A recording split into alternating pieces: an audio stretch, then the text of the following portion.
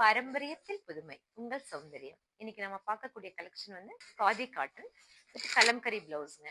Sorry 630 meters இருக்கிறதுனால இது சாரியாவும் வேர் பண்ணிக்கலாம், சல்வாராவும் வேர் பண்ணிக்கலாம். சல்வாரா வேர் பண்ணா எப்படி பண்ணோம்னா, நீங்க டாப் வித் பாட்டம், அப்புறம் இல்லைனாலும் நீங்க டாப் வந்து அனர்கலி மாடல்ல தைச்சிட்டு ஒரு துப்பட்டாவும் யூஸ் பண்ணிக்கலாம். ஸ்ட்ரைட் கட் சல்வாராவும் நீங்க இதை வேர் பண்ணிக்கலாம்.